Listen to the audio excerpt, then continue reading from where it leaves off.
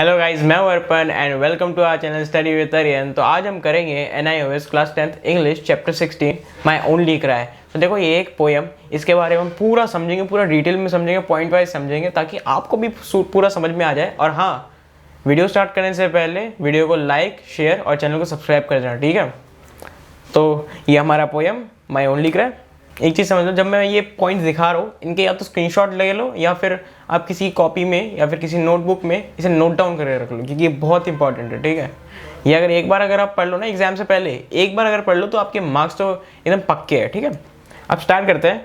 Stanza मैं पूरा पढ़ नहीं रहा, क्योंकि वो अगर स्टेंजा पढ़ता तो बहुत लंबा पड़ जाता, इसलिए मैं उसके पॉइंट्स आपको समझाऊंगा, ठीक है। आप स्टेंजा एक बार पढ़ लेना अगर मन करे तो। फर्स्ट स्टेंजा, इसके बारे में हम समझेंगे। तो इसका फर्स्ट पॉइंट क्या है? The child says that the children will have no future if the adults continue to produce deadly weapons, arms and ammunition put humanity in serious danger. उनका कोई फ्यूचर नहीं होगा अगर जो उनके एडल्ट्स हैं वो अगर इस तरीके से अगर खतरनाक वेपन्स बनाते रहे, ठीक है।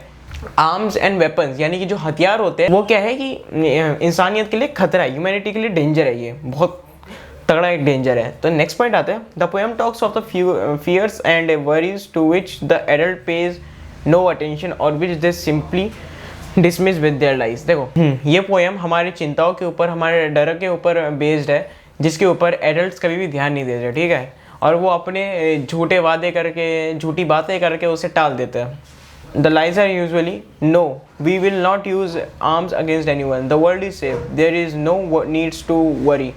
देखो, जो इनके जो झूठे वादे होते हैं वो क्या होते हैं? देख कि नहीं, हम कभी भी ये जो हथियार हैं किसी के ऊपर यूज़ नहीं करेंगे, ये किसी के लिए खतरा नहीं है, पूरा वर्ल्ड जो है वो पूरा सेफ है, कोई चिंता की कोई बात ही नहीं है। लेकिन होता इसका उल्टा है, ठीक है। The child desperately repeats that the grown ups must stop destroying the world but he finds that they don't listen to him. जो बच्चा है वो डेस्परेटली यानी एकदम पूरा सख्त होके उनसे यही विनती करता है कि, मतलब अपने एडल्ट से यही विनती करता है कि यार अपने वर्ल्ड को, अपने कंट्री को तबाह करना बंद करो, लेकिन कोई इसकी सुनता नहीं क्योंकि वो बच्चा है। The problem is that the only the adults can build a better world but it is the adults who are destroying it. Problem ये है कि एक अच्छा, एक परफेक्ट वर्ल्ड बनाने के लिए, एक ब्यूटीफुल वर्ल्ड बनाने के लिए कौन रिस्पॉन्सिबल है? एडल्ट्स। लेकिन एडल्ट्स ही अगर उसे डिस्ट्रॉय करने लग जाए तो फिर ब्यूटीफुल कैसे होगा वो? It does not make much difference when the children speak of peace, friendship and fellowship. देखो, जब बच्चे बोलते हैं ना कि यार हमको शांति से जीना है, दोस्ती यारी करके जीना है और एकता के साथ जीना है, तो उससे कोई फ़र्क नहीं पड़ता है क्योंकि वो बच्चे हैं। It is the adults who should understand the importance of peace and friendship in the world. तो एडल्ट्स ही वो है जिनको शांति, दोस्ती यारी के साथ जीना समझ में आना चाहिए, वरना कोई फ़ायदा ही नहीं है, बच्चे क्या ही कर लेंगे। नेक्स्ट स्टेंजा आता है। The child is tired of waiting for the adults to keep their promises, he wants adults to stop making promises which they don't want to keep. देखो, जो बच्चा है वो ना थक गया है पूरा प्रॉमिसेस, मतलब जो एडल्ट्स के प्रॉमिसेस हैं वो सुन सुन के वो थक चुका है। He wants adults to stop making promises which they do not want to keep. इतना थक चुका है वो कि वो अब चाहते हैं कि जो एडल्ट्स है वो अब प्रॉमिसेस ना ही करे, जो वो पूरा करते ही नहीं है, ठीक है। He calls upon everyone, the children and the adults, to join in the protest against arm factories and arm makers. देखो, वो सबको कॉल अप करता है कि यार चलो एक प्रोटेस्ट करते हैं, चाहे वो बच्चा है या फिर बड़ा, सबको बुलाता है इसलिए क्योंकि ताकि वो प्रोटेस्ट कर सके आर्म मेकर्स। आर्म मेकर्स मतलब जो हथियार बनाते हैं, हथियार बनाने की फैक्ट्री, आर्म मेकर्स, इन सब के against. He asked the arms makers to stop producing weapons and to work to stop war. देखो, वो बच्चा आर्म मेकर्स यानी कि जो हथियार बनाते हैं, हथियार बनाने की फैक्ट्री, इन सबको बोलता है कि हथियार बनाना बंद कर दो, ठीक है, और हमारे साथ जुड़ो, लड़ाई बंद करो, वॉर बंद करो। नेक्स्ट पॉइंट आते हैं, यहीं पे खत्म है। तो हम स्टार्ट करें क्वेश्चन आंसर। देखो, क्वेश्चन आंसर ना बहुत ईजी है, ये एक बार समझ लो हर चैप्टर से। देखो, प्रीवियस जितने भी चैप्टर्स कराए हैं और आगे जितने भी होने वाले सबके क्वेश्चन आंसर्स पढ़ लो, एग्जाम में आराम से पास हो जाओगे, ठीक है। तो फर्स्ट क्वेश्चन स्टार्ट करते हैं। Why does the child want to speak to grown ups about the arm factories? वो जो बच्चा है वो बड़ों से, एडल्ट से क्यों चाहता है बात करना आर्म फैक्ट्रीज के बारे में, यानी कि हथियार बनाने के बारे में? The child wants to speak to grown ups because the grown ups are building arms which threaten the world and the only the grown-ups can bring about a change in the world.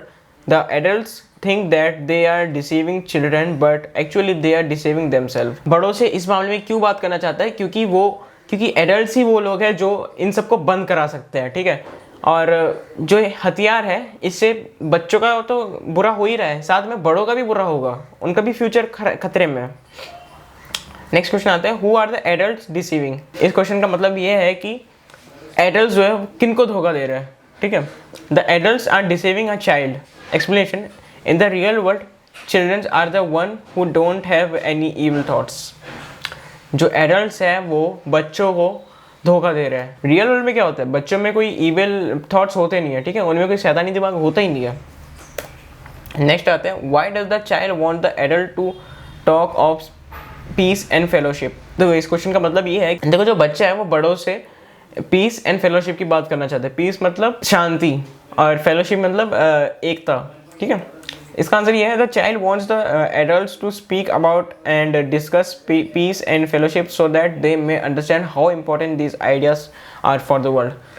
देखो वो जो बच्चा है वो adult से इसलिए बात करना चाहता है ताकि बड़ों को ये चीज़ समझ में आए कि ये जो टॉपिक्स है ये इतने इंपॉर्टेंट क्यों है।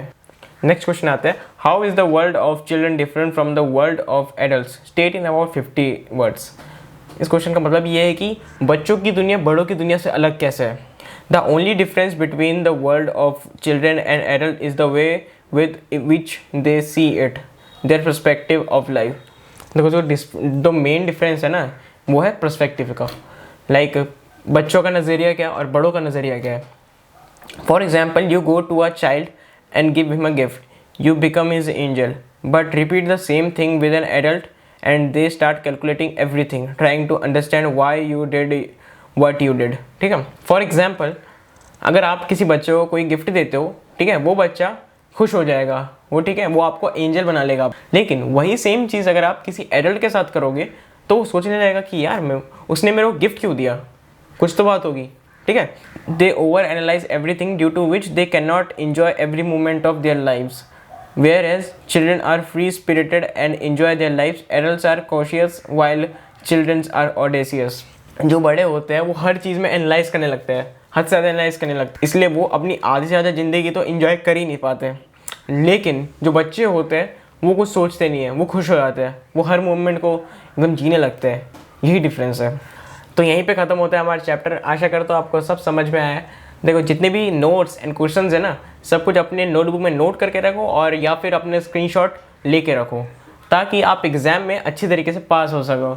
अगर आपको वीडियो अच्छा लगा तो लाइक और शेयर ज़रूर कीजिए और चैनल को सब्सक्राइब करना मत भूलना और बेल आइकन को भी दबाना मत भूलना। Thanks for watching, bye.